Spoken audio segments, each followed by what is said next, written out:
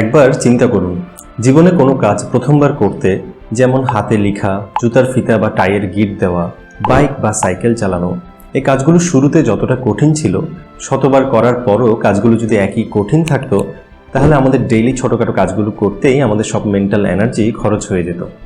কিন্তু এমনটা হয় না, এবং না হওয়ার কারণ হচ্ছে হ্যাবিট বা অভ্যাস, যেটি আজকের ভিডিওর টপিক। আমরা যখন কোনো কাজ প্রথমবার করি তখন আমাদের ব্রেনকে ডিসিশন নিতে হয়, অনেক চিন্তা করে কাজটি করতে হয়। কিন্তু একই কাজ যখন একই রকমভাবে বারবার করা হয় তখন আর ডিসিশন মেকিংয়ের প্রয়োজন পড়ে না, কাজটি আমাদের রিফ্লেক্সে পরিণত হয়। ব্রেন সে কাজটিকে একটি অটোমেটিক বিহেভিয়ার হিসেবে সাবকনসিয়াস মাইন্ডে স্টোর করে ফেলে, যার ফলে আমরা খুব দ্রুত এবং কম এনার্জি খরচ করে কাজটি করতে পারি। এই অটোমেটিক বিহেভিয়ারই হচ্ছে হ্যাবিট। যত বেশি বার হ্যাবিটটি রিপিট করা হয় সেটি তত স্ট্রং হয়। বিহেভিয়ার সায়েন্টিস্টরা দেখছেন যে কোনো হ্যাবিট একটি নির্দিষ্ট প্যাটার্ন মেনে চলে, যেটিকে বলা হয় হ্যাবিট লুপ। আমাদের অজান্তেই আমাদের ব্রেন হ্যাবিট লুপের এই সিকোয়েন্সটি ফলো করে। হ্যাবিট লুপের তিনটি পার্ট: কিউ, রুটিন এবং রিওয়ার্ড। কিউ হচ্ছে এমন যে কোনো কিছু যেটি আপনার হ্যাবিটটিকে ট্রিগার করে। কিউ এক্সটার্নাল হতে পারে, যেমন দিনের কোনো সময়, নির্দিষ্ট কোনো স্থান, অন্য কোনো কাজ বা নির্দিষ্ট কোনো মানুষ। আবার কিউ ইন্টারনাল হতে পারে, যেমন আপনার ইমোশনাল স্টেট। আমাদের সব হ্যাবিটই কিন্তু কোনো না কোনো কিউ থেকে শুরু হয়। এই কিউ আমাদের মধ্যে একটা ক্রেভিং বা মোটিভেশন তৈরি করে ওই কাজটি অর্থাৎ হ্যাবিটটি করার জন্য। হ্যাবিট লুপে কিউ এর পরের স্টেপ হচ্ছে রুটিন। এই রুটিন কিন্তু আমাদের ডেইলি রুটিন না, এটি হচ্ছে হ্যাবিটের মূল বিহেভিয়ার পার্টটি। রুটিনের উপরই মূলত ডিপেন্ড করে হ্যাবিটটি ভালো নাকি খারাপ। এরপর হচ্ছে রিওয়ার্ড। রিওয়ার্ড হচ্ছে ওই বিহেভিয়ারের পর আপনার ব্রেন যে পুরস্কারটা পায়। রিওয়ার্ড কোনো অবজেক্ট বা এক্সপেরিয়েন্স হতে পারে, আবার অ্যাবস্ট্রাক্ট কোনো কিছু হতে পারে, যেমন মেন্টাল স্যাটিসফ্যাকশন। আপনি যেমন বইয়ের ইন্টারেস্টিং কোনো লাইন হাইলাইট করে রাখেন, তেমনি রিওয়ার্ড পেলে সেই বিহেভিয়ারটি আপনার ব্রেন হাইলাইট করে রাখে যে কাজটি আবার রিপিট করলে ওই রিওয়ার্ডটি পাওয়া যাবে। এই তিনটি পার্ট, কিউ, রুটিন এবং রিওয়ার্ড, যখন এই সিকোয়েন্সে অনেক দিন ধরে বারবার রিপিট করা হয় তখন সেটি একসময় স্ট্রং হ্যাবিটে পরিণত হয়।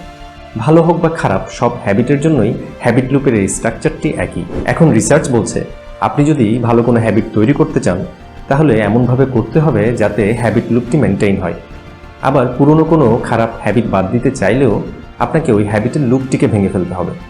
কিভাবে একটু ব্যাখ্যা দিই।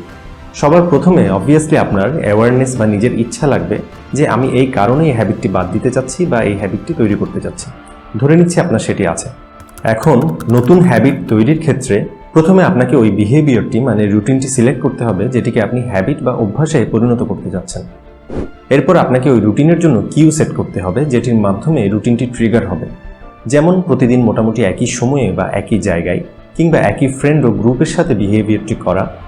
অন্য একটি কাজ যেটি আপনি আগে থেকেই নিয়মিত করছেন সেটির সাথে নতুন বিহেভিয়ারটিকে যুক্ত করে দেওয়া। এরকম সবার শেষে একটি হেলদি রিওয়ার্ড সেট করতে হবে।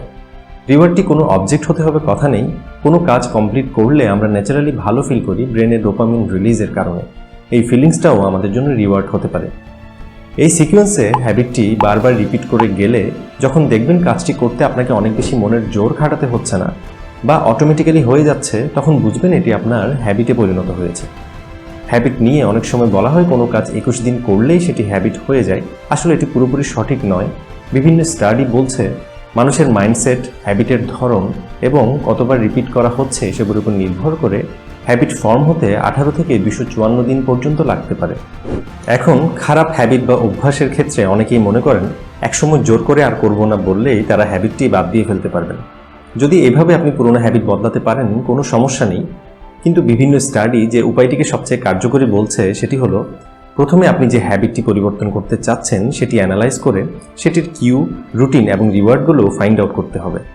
এরপর যে কিউগুলো আপনাকে ওই হ্যাবিটটিতে নিয়ে যায় সে কিউগুলো যতটা সম্ভব আপনার ডেইলি লাইফ থেকে সরিয়ে ফেলতে হবে। সিম্পল শোনালেও ব্যাপারটা অনেক ইফেক্টিভ, কারণ হ্যাবিট লুপের কিউগুলো অ্যাভেলেবল না থাকলে রুটিনটি এক্সিকিউট হওয়ার সম্ভাবনা অনেক কম। যেমন অনেকে রাতে ঘুমাতে গেলেই মোবাইল নিয়ে স্ক্রলিং করতে থাকেন, কেউ স্ট্রেসড হলেই বেশি জাঙ্ক ফুড বা মিষ্টি খাওয়া শুরু করে, কেউ আবার বোরিং লাগলে অতিরিক্ত ভিডিও গেম খেলেন। অনেকের ক্ষেত্রে নির্দিষ্ট কিছু মানুষের সাথে দেখা হলেই বিভিন্ন সাবস্টেন্স নেওয়ার প্রবণতা বেড়ে যায়। তাহলে এই যে ঘুমানোর সময় স্ট্রেস বা বোর ফিল করা, নির্দিষ্ট মানুষ, এগুলো সব ওই হ্যাবিটগুলোর কিউ। ব্রেন ওই ব্যাড হ্যাবিটের সাথে এই কিউগুলোকে মার্ক করে রেখেছে। তাই আপনি যদি কোনোভাবে এই কিউগুলো রিমুভ করতে পারেন, যেমন ঘুমানোর সময় মোবাইলটি পাশে না রাখা, ভিডিও গেমের কনসোলটি কিছুদিন কোথাও রেখে দেওয়া, নির্দিষ্ট মানুষের সাথে দেখা না করা বা জাঙ্ক ফুডগুলো বাসায় না রাখা, দেখবেন ওই কিউয়ের সাথে রিলেটেড রুটিনটি করার ক্রেভিং আপনার মধ্যে কমে যাবে। এই জন্য মানুষ যখন একটি জায়গা পরিবর্তন করে নতুন কোনো জায়গায় যায়, তখন তার পুরনো অভ্যাসগুলো বদলানো অনেক সহজ হয়ে যায়, কারণ পুরনো হ্যাবিটের কিউগুলো তখন আশেপাশে থাকে না। এখানে প্রথমে আপনাকে অবশ্যই কিছুটা সেলফ কন্ট্রোল অ্যাপ্লাই করতে হবে। সেলফ কন্ট্রোল নিয়ে এই ভিডিওতে কথা বলেছি। এছাড়াও কমিটমেন্ট ডিভাইস নামে একটি স্ট্র্যাটেজি নিয়ে একটি এপিসোড করেছি, এপিসোডগুলো দেখতে পারেন। তবে অনেক হ্যাবিটের কিউগুলো আমাদের প্রতিদিনের সাথে এমনভাবে রিলেটেড যে চাইলেও সেগুলো বাদ দেওয়া সম্ভব হয় না।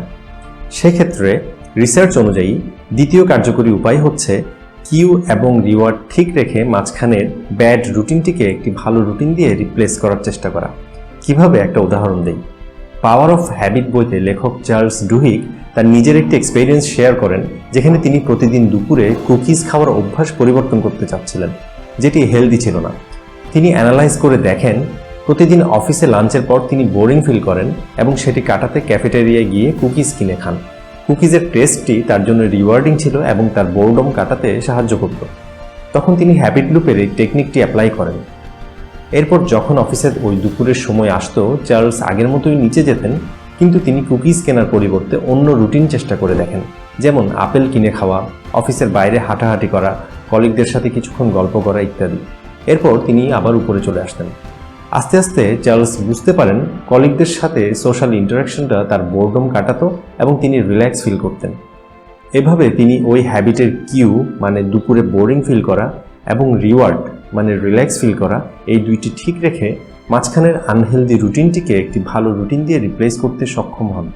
নিউরো সায়েন্সে হ্যাবিটের এই প্রসেসটিকে বলা হয় টাস্ক ব্র্যাকেটিং, এবং আমাদের ব্রেইনের ফেইজাল গ্যাংলিয়া নামে একটা পার্ট এই হ্যাবিচুয়াল অ্যাকশনগুলোকে নিয়ন্ত্রণ করে।